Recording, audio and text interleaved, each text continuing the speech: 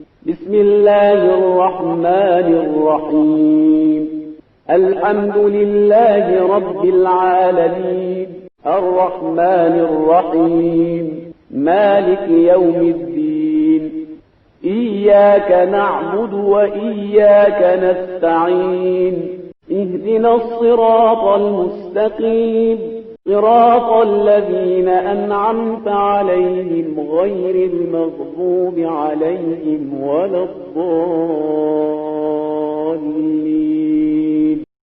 اعوذ باللہ من الشیطان الرجیم بسم اللہ الرحمن الرحیم الحمد لأہلہ والصلاة علی اہلہا. السلام علیکم ورحمۃ اللہ وبرکاتہ. آؤ کتاب پڑھیں.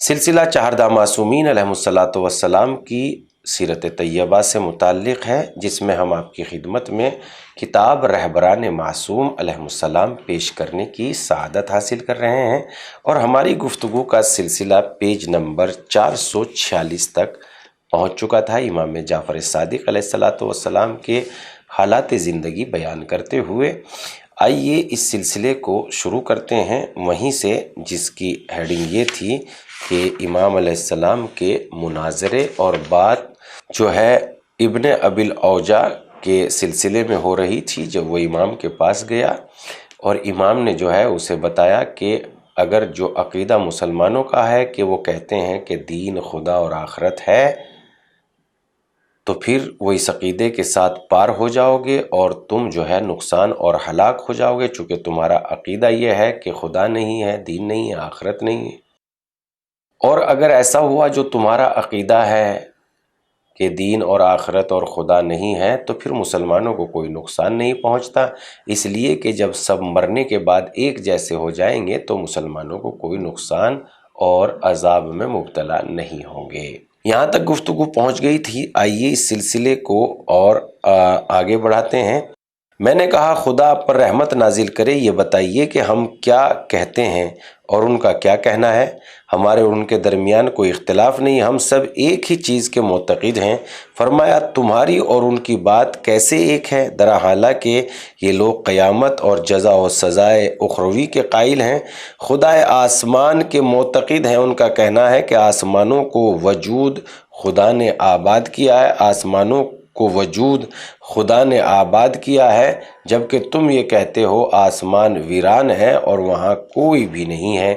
میں نے اپنا عقیدہ بیان کرنے کے لیے اس فرصت کو غنیمت سمجھتے ہوئے کہا اگر حقیقت وہی ہے جس کے یہ لوگ معترف ہیں، تو خدا نے کیوں اپنے آپ کو اپنی مخلوق کے سامنے نمایاں نہیں کیا اور کیوں اپنی عبادت کی خود دعوت نہ دی تاکہ دو آدمی بھی آپس میں اختلاف نہ رکھتے؟ اپنے کو کیوں لوگوں سے چھپائے رکھا اور پیغمبروں کو بھیجا؟ اگر وہ خود آیا تو یہ بات لوگوں کے ایمان لانے کے لیے زیادہ مؤثر ہوتی. فرمایا وائے ہو تجھ پر جس نے اپنی قدرت تمہارے وجود میں ظاہر و آشکار کی ہے، وہ کیوں کر تم سے پوشیدہ ہے. تمہارا پیدا کرنا جبکہ تم نہ تھے، تمہیں بڑا کیا جبکہ تم چھوٹے سے تھے، تمہیں کمزوری کے بعد طاقتور بنایا، طاقتور کے بعد پھر کمزور کر دینا، صحت کے بعد بیمار کر دینا، بیماری کے بعد صحت دے دینا، خوشی کے بعد غم، غم کے بعد خوشی دینا، مصیبت کے بعد سرور، سرور کے بعد مصیبت، دوستی کے بعد دشمنی، دشمنی کے بعد دوستی، سستی اور کاہلی کے بعد پائیداری، پائیداری کے بعد ناتوانی، خواہش کے بعد بیزاری، بیزاری کے بعد خواہش، رغبت کے بعد بے توجہی، بے توجہی کے بعد رغبت، مایوسی کے بعد امید، امید کے بعد مایوسی، علم کے بعد جہالت، جہالت کے بعد علم، یاد کرنے کے بعد بھول جانا، بھول جانے کے بعد یاد آ جانا. خدا کی قدرت، خدا کی خلقت و قدرت کے وہ آثار جو میرے وجود میں تھے، ان سب کو ایک ایک کر کے بیان فرما رہے تھے. مجھے ایسا لگ رہا تھا کہ ابھی خدا میری نگاہوں کے سامنے نمایاں ہو جائے گا. عبداللہ دیسانی جو خدا کا معتقد نہ تھا، امام صادق علیہ السلام کے گھر گیا، اجازت حاصل کر کے گھر میں داخل ہوا اور بیٹھا. پھر عرض کی اے جعفر بن محمد، مجھے میرے معبود کی طرف رہنمائی فرمائیے. امام نے فرمایا تمہارا نام کیا ہے؟ دیسانی بغیر کچھ کہے اٹھ کھڑا ہوا اور باہر چلا آیا. جب اس کے دوستوں نے یہ ماجرا سنا تو پوچھا، آخر تم نے اپنا نام کیوں نہیں بتایا؟ کہنے لگا کہ اگر میں کہتا کہ میرا نام عبداللہ ہے تو وہ فوراً پوچھتے کہ یہ کون اللہ ہے جس کا تو عبد ہے۔ دوستوں نے کہا، واپس جاؤ اور کہو مجھے معبود کی طرف رہنمائی فرمائیے، لیکن میرے نام کے بارے میں سوال نہ فرمائیے۔ دیسانی پھر امام کی خدمت میں حاضر ہوا اور عرض کی، مجھے میرے معبود کی طرف رہنمائی فرمائیے، لیکن میرا نام دریافت نہ کیجیے۔ امام نے فرمایا، بیٹھو۔ امام کے چھوٹے صاحبزادے کے ہاتھ میں ایک انڈا تھا اور وہ اس سے کھیل رہے تھے۔ امام نے صاحبزادے کے ہاتھ سے وہ انڈا لے لیا اور فرمایا، اے دیسانی، یہ ایک بند قلعہ ہے جس کی جلد مستحکم ہے۔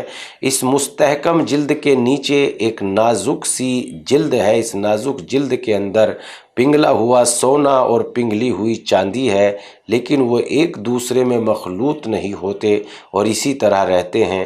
نہ اس میں سے کوئی چیز باہر آتی ہے کہ اس کی سلامتی کے بارے میں باخبر کرے، اور نہ کوئی چیز خراب کرنے والی چیز اس میں داخل ہو سکتی ہے تاکہ ہمیں ان کے اندرونی خرابی سے مطلع کریں۔ کسی کو نہیں معلوم کہ اس سے جنس نر وجود میں آئے گی یا جنس مادہ۔ جب یہ شگاف ہوتا ہے تو اس سے رنگا رنگ مور باہر نکلتا ہے۔ آیا ان تمام عجائب کے بعد اس بات کے معترف نہیں ہو کہ اس کا کوئی مدبر اور خالق ہے؟ دیسانی سوچ میں ڈوب گیا، تھوڑی دیر خاموش رہا، پھر سر بلند کیا اور کہا، میں گواہی دیتا ہوں اللہ کے سوا کوئی معبود نہیں ہے، وہ یکتا ہے، اس کا کوئی شریک نہیں ہے، اور میں گواہی دیتا ہوں کہ حضرت محمد خدا کے بندے اور اس کے رسول ہیں، اور میں گواہی دیتا ہوں کہ آپ امام اور حجت ہیں ساری مخلوقات پر۔ میں اپنے ماضی سے شرمندہ ہوں اور توبہ کرتا ہوں۔ حشام سے روایت ہے کہ ایک زندیق نے امام جعفر صادق علیہ السلام سے اپنے سوالات کے ضمن میں پوچھا، خدا کیا ہے؟ امام نے فرمایا، وہ شے ہے لیکن تمام اشیاء کے برخلاف۔ اس بات سے میرا مقصد اس کے معنی و مفہوم کو ثابت کرنا ہے کہ یہ وہ کوئی شے ہے، یعنی حقیقت وہ ہے کہ اس کا وجود ہے، وہ وجود ہے، وہ موجود ہے، لیکن نہ جسم ہے، نہ شکل، نہ اسے دیکھا جا سکتا ہے اور نہ اسے لمس کیا جا سکتا ہے، نہ حواس سے پنج گانا اس کا ادراک کر سکتے ہیں اور نہ وہم و خیال سے اسے درک کیا جا سکتا ہے۔ ہلاکت و نابودی کا اس کے یہاں گزر نہیں، کمی اور نقصان کا وہاں سوال نہیں، اور نہ زمانے کا تغیر و تبدل اس پر اثر انداز ہو سکتا ہے۔ کیا آپ اس بات کے معتقد ہے کہ وہ دیکھتا اور سنتا ہے؟ وہ دیکھتا ہے، وہ سنتا ہے، وہ بغیر کسی عضو کے سنتا ہے اور بغیر کسی وسیلے کے دیکھتا ہے، وہ اپنے نفس سے سنتا ہے اور اپنے نفس سے دیکھتا ہے۔ یہیں پر گفتگو تمام ہو جاتی ہے۔ انشاءاللہ پھر حاضر ہوں گے، آؤ کتاب پڑھیں کے ساتھ۔ تب تک کے لیے دیکھتے رہیے یہ پروگرام۔ ہم چاہتے ہیں آپ سے اجازت، خدا حافظ۔